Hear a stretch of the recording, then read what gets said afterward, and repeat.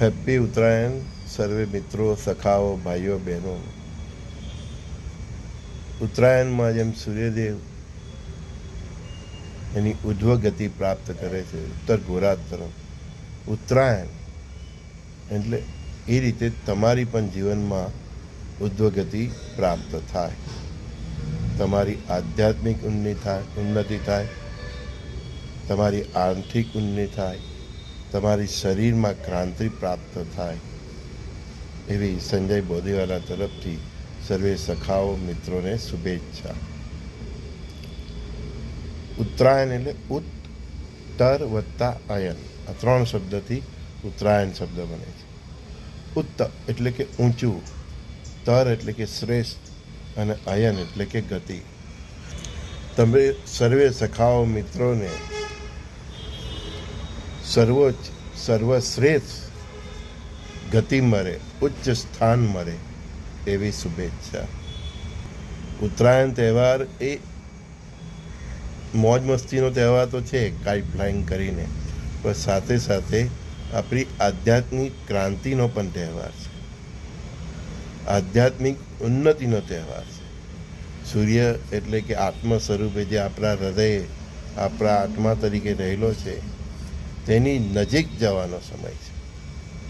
હવે પતંગનું પણ આપણે સંધિ છૂટી પાડીએ તો પ એટલે કે પવિત્ર બનો, તંગ ત પછી તંદુરસ્ત બનો, ગ એટલે ગગન જેવા વિશાળ હૃદયના તમે બનો, આકાશ જેવું તમારું હૃદય બને, વિશાળ હૃદયના તમે બનો, ઉદાર બનો, દાનવીર બનો, કરુણામય બનો, શ્રેષ્ઠ બનો. તમારામાં પ્રેમ, કરુણા, દયા, સહિષ્ણુતા, સદભાવ, સર્વજીવ પ્રત્યે પરસ્પર દેવોભાવ, સહનશીલતા અને જે જરૂરી છે સંયમ અને ચરિત્ર, આ બધા ગુણો ઉજ્જવલિત થાય અને તમે એને પ્રાપ્ત કરો, એ જ ઉત્તરાયણ નિમિત્તે મારી શુભેચ્છા. સૂર્યદેવની ઉર્જા પ્રાપ્ત કરીને આપણે આજે આપણું આત્મબળ વધારીને ફરીથી આત્માની નજીક જઈને, પરમાત્માની નજીક જઈને ફરીથી આપણે જે મનુષ્ય જન્મ મળ્યો છે એ માનવ બનવાની કોશિશ ફરી કરીએ, એ જ ઉત્તરાયણનું મહત્ત્વ છે. એમ તો જીવનનો દરેક દિવસ ઉત્તરાયણ જેવો જ છે. પ્રાતઃકાળે ઉઠો, સૂર્યદેવને પ્રણામ કરો, તમારી આત્માની નજીક જાઓ, તમારી આત્માની જેટલી નજીક જાઓ એ ક્રિયા પણ ઉત્તરાયણ જ છે. તમારા હૃદયની વાત સાંભળો, પણ મનથી વિચારો કે હૃદયની વાત પાપ અને પુણ્યથી બેલેન્સ કરો, એના માટે મન આપ્યું છે. આવેશ નહીં આવવો જોઈએ, હૃદયમાં લાગણીશીલ થઈને આપણે કોઈ ખોટા નિર્ણય નહીં લેવા જોઈએ.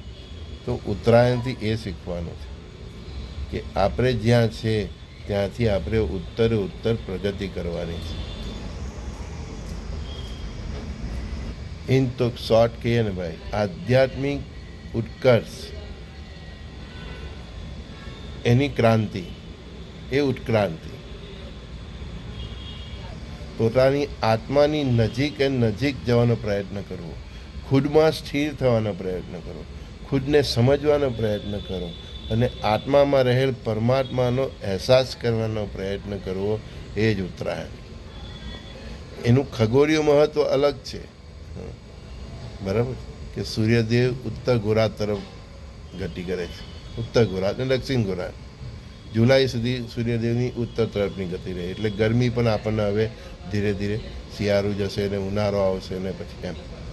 એ આખી ખગોળીય ઘટના છે, પણ ખગોળીય ઘટનાની સાથે આપણા દેહની અંદર પણ એક ક્રાંતિ લાવે છે.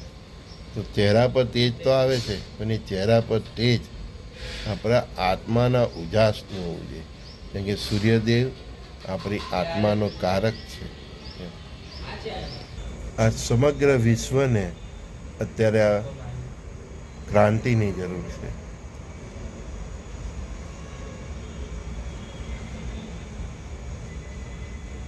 એક વિશ્વ વિચાર ક્રાંતિની જરૂર છે. ને વિચાર ક્રાંતિ ત્યારે જ સફળ થાય કે મનુષ્ય એના હૃદયની નજીક જાય, એની આત્માની નજીક જાય અને શું સાચું, શું ખોટું, શું ખરાબ એનો એ નિર્ણય કરી શકે. તર્ક અને વિતર્કથી પર થવાનો સમય આવી ગયો છે. આખા વિશ્વમાં જેટલી પણ માનવ પ્રજાતિ છે એ સૂર્યદેવના જ અંશ છે, આત્મા સ્વરૂપ. વિચારોથી, સંસ્કારોથી ભિન્ન ભિન્ન રસ્તે. તો એ વિચારો અને સંસ્કારોથી કોઈ ઉદ્વગતિ પ્રાપ્ત કરે છે તો કોઈનું ડાઉનફોલ થાય છે. તો બસ આપણે વિચાર ક્રાંતિ કરવાની. શ્રી ગુરુદેવ કહેતા, એક માણસને સારા માર્ગે લઈ જઈએ, માણસને માણસ બનાવીએ તો એક મંદિર બનાવવા જેટલું પુણ્ય લાગે. તમારા મિત્રો સખાઓની સાથે તમે વિચાર ક્રાંતિ કરો, એને માણસ બનાવો, એનો પ્રયત્ન કરો. જે ચેનલ સંજય બોડીવાલીવાળે ચાલુ કરેલી છે વિશ્વ વિચાર ક્રાંતિ, એટલે તેનું નામ હેરિસ તેજ છે, સૂર્યનું તેજ. એ વિચાર ક્રાંતિને આગળ વધારો, એ તેજ ઘર ઘર સુધી પહોંચાડો, તમારા મિત્રો સુધી પહોંચાડો, સખાઓ સુધી પહોંચાડો અને વિશ્વ કલ્યાણના ભાગ બનો, પરમાત્માનો હાથ બનો. ત્યારે તો નવનિર્માણ થશે. બધું જ કાર્ય ભગવાન કરશે તો આપણે શું કામ, આપણે શું કરીશું? આપણે અહીંયા શેના માટે આવ્યા છે? ખાલી ખાવા પીવા જલસા કરવા માટે આવ્યા છે? બસ એનું ચિંતન કરો. એ જ તો ઉત્તરાયણ છે, એ જ તો ક્રાંતિ છે. ઉત્તરાયણ એ ક્રાંતિ જ છે, આત્માની ક્રાંતિ છે. આત્માનો ઉજાસને પ્રાપ્ત કરવાનો દિવસ એટલે ઉત્તરાયણ. ચાલો, સંજય બડીવાલાના સર્વે સખાઓને પ્રણામ. શાંતિથી પતંગ ચગાવજો, કોઈ પક્ષીઓને પ્રાણીઓને નુકસાન નહીં થાય એ જોજો, બરાબર? કાળજીપૂર્વક ઉત્સવ ઉજવો. ઉત્સવ ઉજવવાનો કોઈને નુકસાન નહીં થાય એ પણ આપણે થોડું ધ્યાન રાખવું જોઈએ. શ્રી ગુરુદેવ દત્ત.